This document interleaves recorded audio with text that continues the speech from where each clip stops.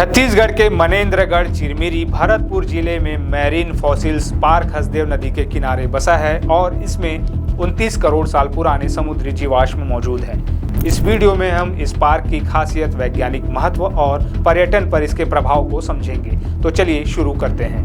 नमस्कार, मैं हूं चंद्रशेखर और आप देख रहे हैं नव प्रदेश टीवी। छत्तीसगढ़ लंबे समय से वैज्ञानिकों के लिए शोध का केंद्र रहा है।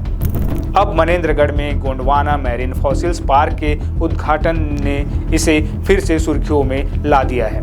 हसदेव नदी के किनारे आमाखेरवा क्षेत्र में बना ये पार्क 280 मिलियन साल पुराने समुद्री जीवाश्मों का खजाना है। वैज्ञानिकों का दावा है कि ये जीवाश्म 29 करोड़ साल पुराने हैं, जो गोंडवाना काल की समुद्री दुनिया की कहानी बयां करते हैं। ये पार्क न केवल छत्तीसगढ़ बल्कि पूरे देश के लिए गौरव का विषय है। यहाँ का हर जीवाश्म, हर पत्थर, हर निशान हमें 29 करोड़ वर्ष पहले की समुद्री दुनिया की कहानी सुनाता है।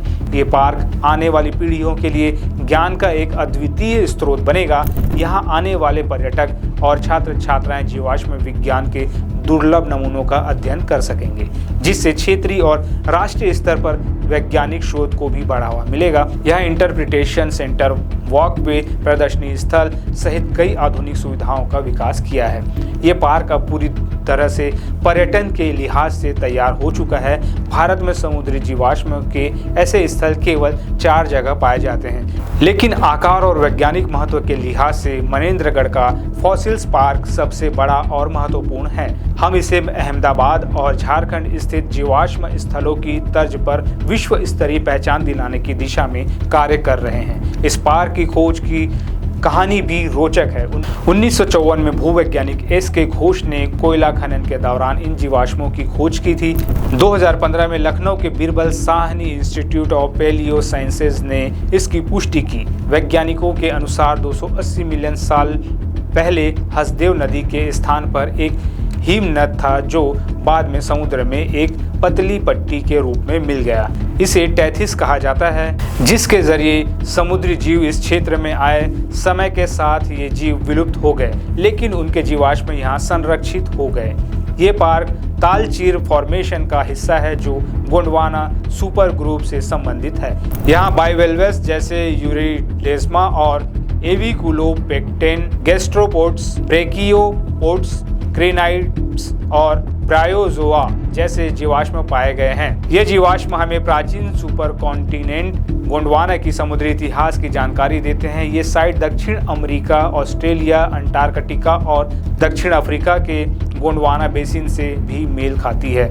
पार्क को न केवल वैज्ञानिक शोध के लिए बल्कि पर्यटन के लिए भी विकसित किया गया है। गोंडवाना मैरीन फॉसिल्स पार्क के विकास से मनेन्द्रगढ़ और आसपास के क्षेत्रों में पर्यटन को नया जीवन मिलेगा। इसके साथ ही इस क्षेत्र में स्थानीय युवाओं के लिए रोजगार के अवसर भी बढ़ेंगे। वैज्ञानिक दृष्टिकोण की बात करें तो जीवाश्म विज्ञान और भूगर्भीय अनुसंधान के छात्रों के लिए ये एक रिसर्च का सेंटर बन सकेगा। इसके साथ ही यहाँ पर बांस रैपिंग योजना की शुरुआत हुई। इसके तहत बांस से बनी कलाकृतियों को संरक्षण और प्रदर्शनी के लिए विकसित किया जाएगा। एक कैक्टस गार्डन और करोड़ों वर्ष पुराने पौधों की प्रजातियों से सजा वनस्पति उद्यान भी यहाँ शुरू किया गया है। इससे वनस्पति शास्त्र के विद्यार्थियों को शोध में मदद मिलेगी। हालांकि इस पार्क का इतिहास उतार चढ़ाव भरा रहा है। 2014 में छत्तीसगढ़ सरकार ने इसे विकसित करने के लिए 17.5 लाख रुपए स्वीकृत किए थे। शुरुआत में सुरक्षा के लिए फेंसिंग की गई, लेकिन 2016 तक ये साइट उपेक्षा का शिकार हो गई। फेंसिंग चोरी हो गई और फंड की कमी के कारण काम रुक गया। लेकिन अब नई सरकार ने इसे प्राथमिकता दी और 2022 में इसे राष्ट्रीय भूवैज्ञानिक स्मारक घोषित किया गया। पार्क के उद्घाटन से पहले ही ये साइट वैज्ञानिकों और पर्यटकों के बीच चर्चा में थी। अब इसके खुलने से स्थानीय अर्थव्यवस्था को भी बढ़ावा मिलेगा। मनेन्द्रगढ़ चिरमिरी भरतपुर और प्राकृतिक सौंदर्य और ऐतिहासिक महत्व के लिए जाना जाता है। यहाँ अमृतधारा और रामदहा जलप्रपात जैसे पर्यटन स्थल पहले से मौजूद है। अब गोंडवाना मैरीन फॉसिल्स पार्क इस सूची में एक नया रत्न बन गया है।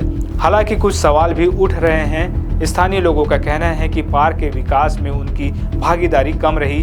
कईयों को लगता है कि रोजगार के अवसरों का फायदा बड़े ठेकेदारों को मिलेगा। साथ ही जीवाश्मों की सुरक्षा एक बड़ी चुनौती है। प्राकृतिक आपदाओं और मानवीय हस्तक्षेप से इनके नष्ट होने का खतरा बना हुआ है। 29 करोड़ साल पुराने जीवाश्मों वाला ये पार्क न केवल वैज्ञानिक शोध बल्कि पर्यटन और रोजगार के लिए भी नई उम्मीद लेकर आया है। आप क्या सोचते हैं, क्या ये पार्क वाकई विश्व स्तरीय पहचान हासिल कर पाएगा? अपनी राय कमेंट्स में ज़रूर बताएं। अगर आपको ये वीडियो पसंद आया तो लाइक करें, शेयर करें और चैनल को सब्सक्राइब करें।